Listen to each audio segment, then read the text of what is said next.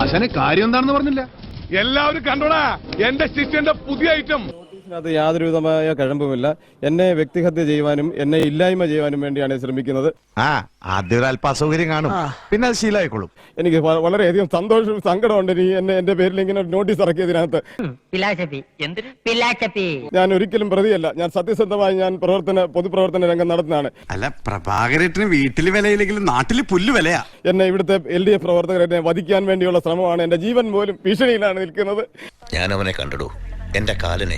ഇതൊക്കെ മറക്കാതിരിക്കാൻ ഞാനൊന്നങ്ങോട്ട് തന്നാലോ? വേണ്ട, ആരും കാണൂല. വേണ്ടെന്നേ. എന്റെ കോൺഗ്രസ് പ്രവർത്തകർ മാത്രമാണ് എനിക്ക് ആശ്രയം. ഇവിടുന്ന് മിക്കവാറും എന്റെ ഡെഡ് ബോഡി ആയിരിക്കും കൊണ്ടുപോകുന്നത്. ഏവന്മാരുടെ വക്കാലത്ത് വാങ്ങിച്ചോണ്ട് വന്നിരിക്കണ തന്റെ അടുത്ത് ഞങ്ങൾക്ക് സംസാരിക്കേണ്ട ഒരാവശ്യമില്ല. എനിക്ക് അത്രേ പറയാനുള്ളൂ. ഞാൻ വിശ്വസിക്കുന്ന എന്റെ കല്ലേലി അപ്പൂപ്പൻ സത്യമായിട്ടും ഞാൻ ഇങ്ങനെ ഒരു കേസിൽ പ്രതിയല്ല. ഞാൻ വിശ്വസിക്കുന്ന എന്റെ കല്ലേലി അപ്പൂപ്പൻ.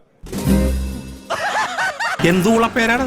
മുഖത്ത് നിറച്ച് വിനയം വാരിത്തേച്ച് വച്ചാലും ഇടയ്ക്കിടയ്ക്ക് ഉള്ളിക്കിടക്കണ ഫ്രാഡുകൾ പുറത്തോട്ട് തള്ളി തള്ളിക്കാറ് വരും. എനിക്ക് അങ്ങനെ ആവാനും കഴിയത്തില്ല. ഇതെന്താണോ കഥകളിയാ?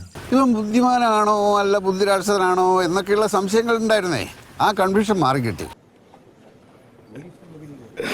പോലീസില്ല എന്റെ കേസ് അന്വേഷിക്കാൻ. നാണല്ലേ? ഇങ്ങനെ പോലെ പേടിത്തൊണ്ടനായ ഒരു മനുഷ്യൻ ഭൂലോകത്തില്ല.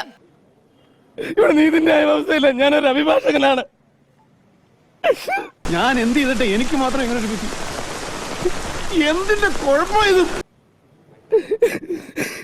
ഏത് സമയത്തും എന്നെ ഈ ഒരു വിവാദം മാത്രമാണ് എനിക്കെതിരെ കൊണ്ടിരുന്നത്. ഞാൻ ഇപ്പോഴും പഞ്ചായത്ത് അംഗമാണ്. 3 മാസമായുള്ളൂ ഞാൻ തെരഞ്ഞെടുപ്പിൽ മത്സരിച്ചിട്ട്. സത്യം പറഞ്ഞ ആശാനെ കഴിവെച്ച് നോക്കുമ്പോ ആശാൻ ഈ ലെവലിലൊന്നും അറിയപ്പെടേണ്ട ആളല്ല, കുറച്ചും കൂടി ലോ ലെവലിൽ അറിയപ്പെടേണ്ട ആളാണ്. ബഹുമാനപ്പെട്ട ഇലക്ഷൻ കമ്മീഷനോട് എനിക്ക് വിശ്വാസമുണ്ട്. എന്നെ എന്തിനാണ് ഇങ്ങനെ വേട്ടയാടുന്നത്? ഈ മീശി വെച്ചിന് കരയിലട കഴുതേ, വെള്ളം വീണ് വീണ് ഇനി അത് വളരും. ഓവറാക്ട് ചെയ്ത് ചളവാക്കാനാ പുല്ലേ.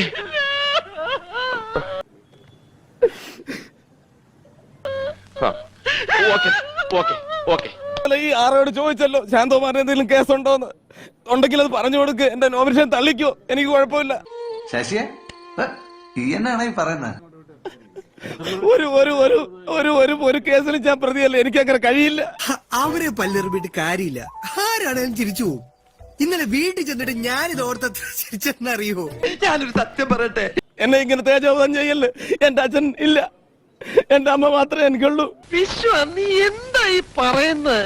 കളക്ടർ ഇന്നലെ വന്നപ്പോ എന്താ പറഞ്ഞത്? കളക്ടർ സത്യസന്ധമായ അന്വേഷണം നടത്തി പ്രതികളെ കണ്ടെത്തണമെന്നാണ് പറയുന്നത്. എനിക്ക് ആരെയും ശിക്ഷിക്കണമെന്ന് എനിക്കില്ല. പേടി തൊണ്ടനാ നോണയൻ എന്ന് തീർത്തു പറയാൻ പറ്റുമോ? നോട്ടീസിൽ എന്താണ് പറഞ്ഞിരിക്കുന്നത്? പ്രചരിപ്പിക്കുന്ന നോട്ടീസിൽ ഞാൻ പ്രതിയാണെന്നാണ് പറഞ്ഞത്. നിലവിൽ ഞാൻ പ്രതിയാണ്. ഞാൻ ശിക്ഷിക്കപ്പെട്ട പ്രതിയാണെന്നാണ് പറയുന്നത്. എന്നിട്ട് വിഷമിപ്പിക്കരുത് ഭായി. ഒരു കോടതി എന്നെ ശിക്ഷിക്കപ്പെട്ടിട്ടില്ല. എന്റെ നിലവിൽ ഒരു കേസ് പോലും എനിക്കില്ല. ഇപ്പൊ കറക്റ്റ്. അല്ലെങ്കിൽ പിള്ളേച്ചൻ നുണ പറയുന്നതായിരിക്കും.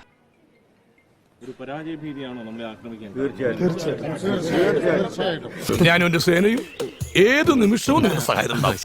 തിന്നാ തൂറ എന്തിനാ ഇത്ര തൂക്കുള്ള ആൾക്കാരെ ദൈവം സൃഷ്ടിച്ചേക്കണേ? ഇവനൊക്കെ കൊണ്ടുപോയി കൂച്ചിട്ടുണ്ട്.